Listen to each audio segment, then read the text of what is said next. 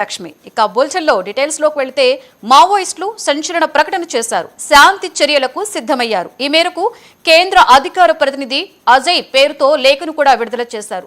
కాల్పుల విరమణకు సంబంధించి ఆ లేఖలో పేర్కొన్నారు. చర్చలకు సానుకూల వాతావరణం కల్పించాలని కోరారు.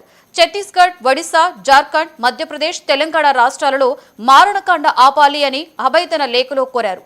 మావోయిస్టులు సాయుధ పోరాటాలని వదిలి ఒక్కసారిగా శాంతి మంత్రం జపించడంపై సర్వత్రా చర్చనీయాంశంగా మారింది. గత కొంతకాలంగా మావోయిస్టులపై కేంద్ర ప్రభుత్వం ఉక్కుపాదం మోపింది. ఛత్తీస్గఢ్ అడవుల్లో భద్రతా బలగాలు మావోయిస్టులకు మధ్య తరచూ ఎదురు కాల్పులు ఘటనలు చోటు చేసుకున్నాయి. ఇటీవల జరుగుతున్నటువంటి వరుస ఘటనల్లో పలువురు మావోయిస్టులు ప్రాణాలు కోల్పోతుండగా మరికొందరు ప్రభుత్వానికి లొంగిపోతున్నారు.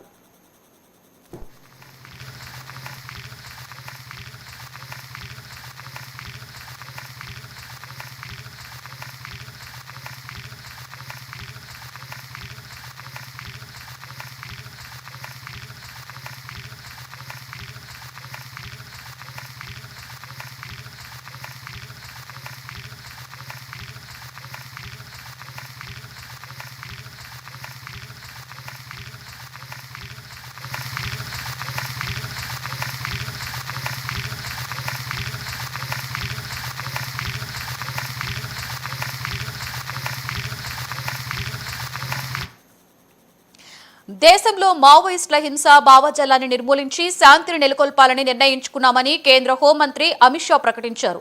సురక్షిత భారత్ కోసం వచ్చే ఏడాది మార్చి నాటికి నక్సలిజాన్ని పూర్తిగా పెకలించి వేస్తామన్నారు అమిత్ షా.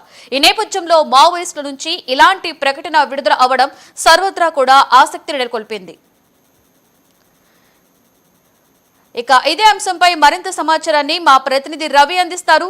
రవి, చెప్పండి, మావోయిస్టులు సంచలన ప్రకటన చేసినట్లుగా మనకి తెలుస్తుంది. దీని మీద పూర్తి సమాచారం ఏంటి రవి?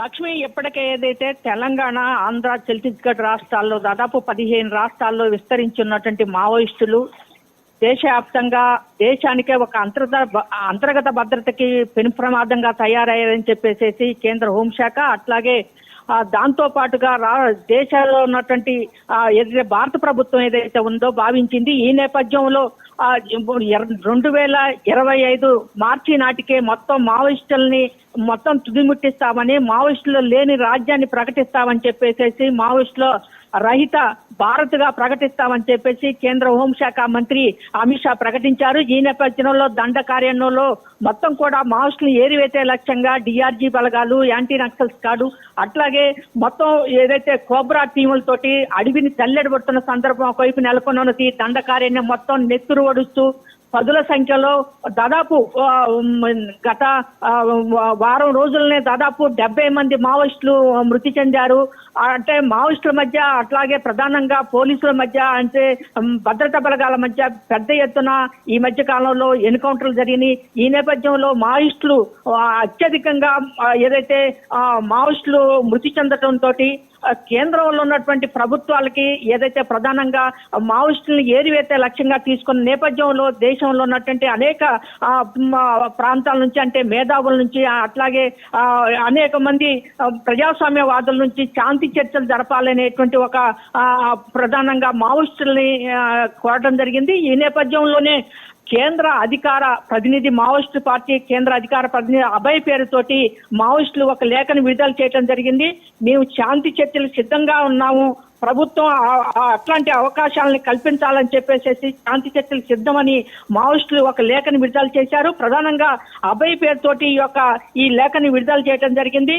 ప్రధానంగా కేంద్ర రాష్ట్ర ప్రభుత్వాలు, ప్రధానంగా ఏదైతే ఛత్తీస్గఢ్ కానీ అటు దండకారణ్యంలో ఉన్నటువంటి ప్రభుత్వాలు ఏదైతే ఉన్నాయో, ప్రధానంగా ఛత్తీస్గఢ్ ప్రభుత్వం కానీ కేంద్ర ప్రభుత్వం వెంటనే వీటి మీద స్పందించాలని చెప్పేసి దానికి సంబంధించినటువంటి లేఖలో విడుదల చేశారు. దాంతో పాటుగా ప్రధానంగా చర్చలకి, ఎందుకంటే ప్రధానంగా చర్చలకి సానుకూల వాతావరణం కల్పించాలి, ఒక శాంతి కమిటీ ఒకటి ఏర్పాటు చేయాలి, చర్చలకి అనుకూల వాతావరణాన్ని ప్రధానంగా మావోయిస్టుల మీద జరిగేటువంటి ఏదైతే హింసాకాండ ఏదైతుందో అది ఆపాలి, అట్లాగే వాళ్ళతో ప్రభుత్వానికి చర్చలు జరపడానికి మేము సిద్ధంగా ఉన్నాము, ప్రధానంగా డిఆర్జీ భద్రతా బలగాలు ఏదైతున్నాయో అని అడవి నుంచి ప్రధానంగా ఎనికి రావాలి అంటే మొత్తం కూడా అడవిలో జల్లెడ పడుతున్న సందర్భంలో అడవిలో నుంచి బయటికి రావాలని చెప్పేసి కోరటం జరిగింది. దాంతో పాటుగా ప్రధానంగా ఏదైతే మావోయిస్టులు ఈ ప్రధానంగా ఆంధ్ర, ఛత్తీస్గఢ్, ఒడిశా, మధ్యప్రదేశ్, తెలంగాణ రాష్ట్రాల్లో ఏదైతే ప్రధానంగా ఈ యొక్క దండకారణ్యం ఉంటుంది, ఈ దండకారణ్యంలో ఉన్నటువంటి